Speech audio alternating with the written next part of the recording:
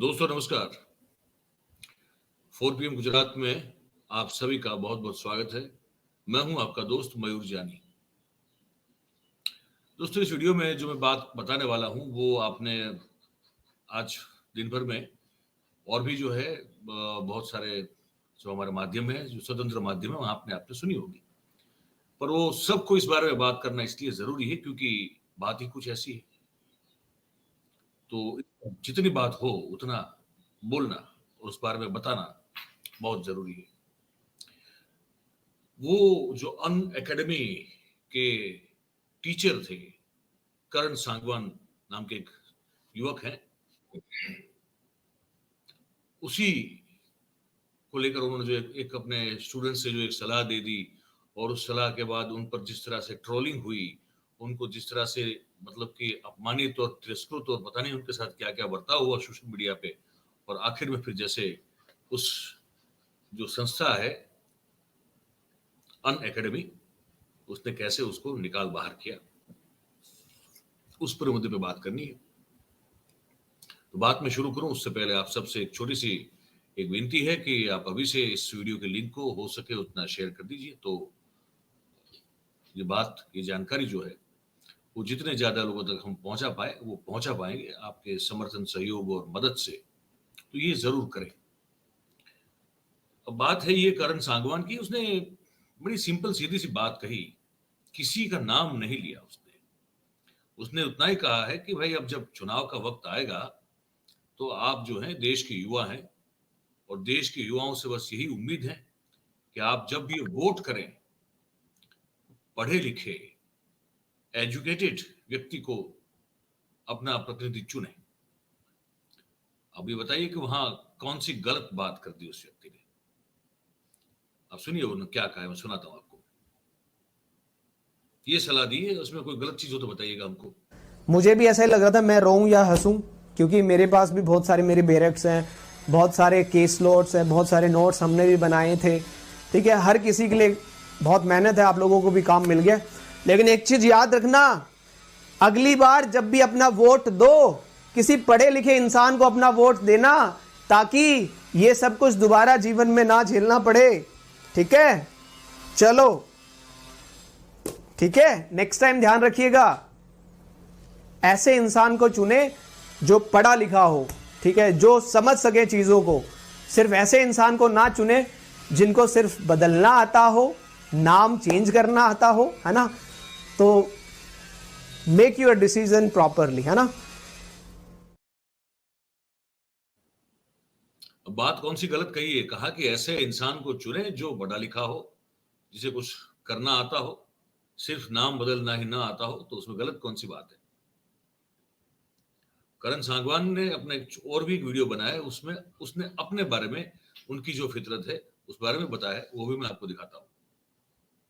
जिंदगी देख ली तेरी औकात मैंने, ऐ जिंदगी देख ली तेरी औकात मैंने, तू मेरा हौसला देख, तू मेरा हौसला देख, 100 बार गिरकर भी खड़ा हूं मैं, 100 बार गिरकर भी खड़ा हूं मैं तेरे आगे, अब तू मेरा जुनून दे। अब तो मेरा जुनून देख। अब युवा में तो होना ही चाहिए। अगर देश के युवा में जोश, जुनून और जुस्सा नहीं होगा तो वो युवा फिर कैसे युवा कहलाएगा? और वो वाली स्पीच मैं एक बार फिर से आपको सुनाऊंगा, फिर हम लोग आगे बढ़ते हैं, जहां उन्होंने कहा कि पढ़े लिखे को वोट देना चाहिए। मुझे भी ऐसा ही लग रहा था मैं रोऊं या हंसूं, क्योंकि मेरे पास भी बहुत सारे मेरे बैरक्स हैं, बहुत सारे केस नोट्स हैं, बहुत सारे नोट्स हमने भी बनाए थे। ठीक है, हर किसी के लिए बहुत मेहनत है, आप लोगों को भी काम मिल गया। लेकिन एक चीज याद रखना, अगली बार जब भी अपना वोट दो, किसी पढ़े लिखे इंसान को अपना वोट देना, ताकि ये सब कुछ दोबारा जीवन में ना झेलना पड़े।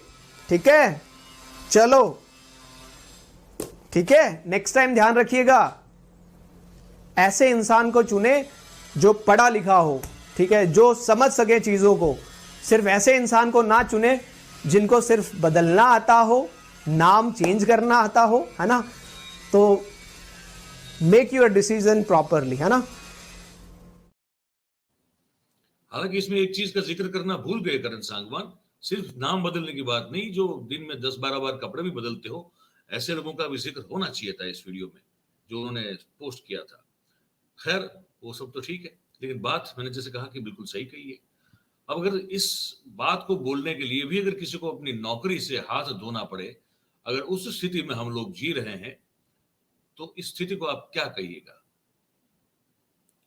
क्या क्या सोचेंगे आप इस परिस्थिति को लेकर, जहां उसको निकाल बाहर कर दिया जाता है क्योंकि उसे ये कहता है कि हमने देख लिया है, आप जो हमने जो सहन किया है, और इसीलिए कहते हैं कि अब ऐसे अगर आगे वोट दो तो ऐसे व्यक्ति को चुनना जो पढ़ा लिखा हो, जो चीजों को समझता हो, लोगों के दुख दर्द परेशानी तकलीफ समझता हो।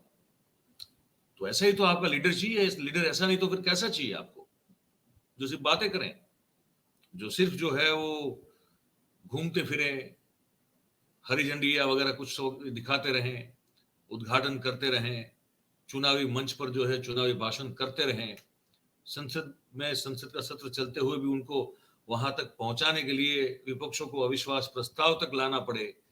ऐसे लीडर आपको चाहिए, या ऐसे लीडर चाहिए जो आपकी तकलीफ को, आपकी दुख को, आपके दर्द को, आपकी परेशानी, आपके संघर्ष को वो समझे? ऐसा लीडर चाहिए या वैसा चाहिए? वो तो आप ही को सोचना है। तो उस बारे में अगर कोई आपसे बात करेगा तो कहाँ गलत है, कौन सा जुर्म है उसमें कि उसका ट्रोलिंग हो जाए, और कौन सा जुर्म है कि उसको नौकरी से निकाल बाहर कर दिया जाए? गजब है। कांग्रेस के पवन खेड़ा ने इस पर एक अपना निवेदन जारी किया, वो मैं आपको सुनवा देता हूं। जहां तक मैंने उस अध्यापक की बात सुनी, वीडियो देखा, तो उसने तो किसी का नाम नहीं लिया, उसने तो अनपढ़ नेता बोला। अब कोई पर्सनली ले लेता है तो उसमें तो कोई क्या कर सकता है। उनको क्यों लगा उन्हीं के बारे में बात हो रही है? इन्हें तो नहीं लगा, हमें तो नहीं लगा, कांग्रेस में से तो किसी को नहीं लगा। भाजपा को क्यों लगा कि उन्हीं के नेता की बात हो रही है? और शिक्षा से, शिक्षण जगत से ऐसा क्या दुश्मनी है इनकी कि जब से सरकार में आए हैं साहेब, यूनिवर्सिटीज के पीछे पड़े हुए हैं। वो उस्मानिया यूनिवर्सिटी हो, जवाहरलाल नेहरू विश्वविद्यालय हो, अलीगढ़ मुस्लिम यूनिवर्सिटी हो, अशोका यूनिवर्सिटी हो, प्राइवेट एकेडमीज हो, जहां देखो यूनिवर्सिटीज पे इनको जैसे विशेष दुश्मनी है कि जहां ज्ञान हो। अब या तो साहब आप हर विश्वविद्यालय का नाम बदल के व्हाट्सएप विश्वविद्यालय रख लो, फिर देखो कैसे रिश्ता इनका ठीक होता है विश्वविद्यालय से।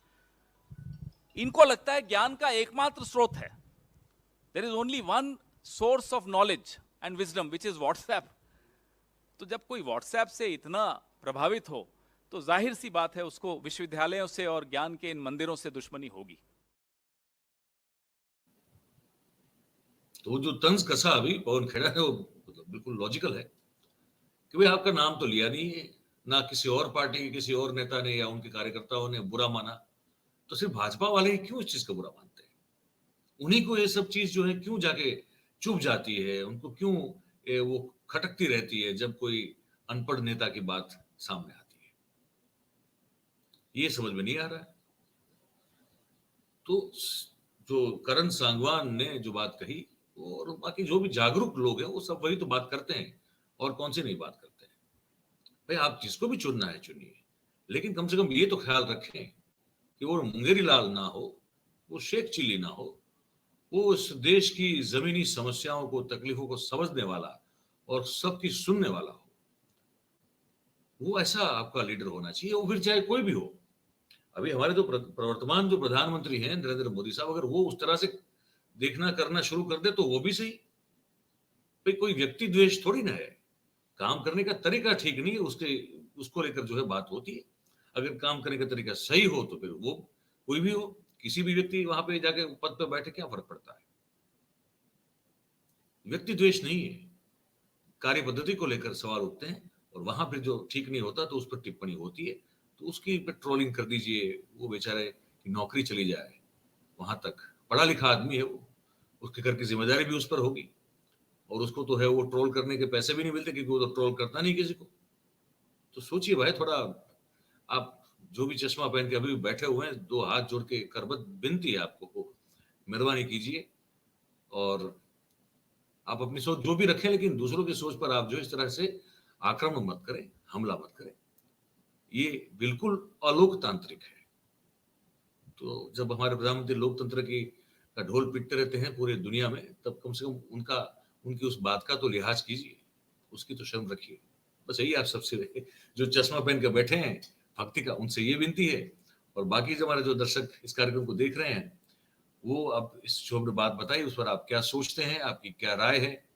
ये हमारा कमेंट बॉक्स नीचे हमेशा जो है आप ही के लिए वो उत्सुक रहता है कि आप कब कमेंट अपनी राय जो है लिखेंगे और हम तक पहुंचाएंगे। तो ये जरूर करें। और बात हम जो करते हैं वो अगर आपको पसंद आती है तो प्लीज इस वीडियो को लाइक करें।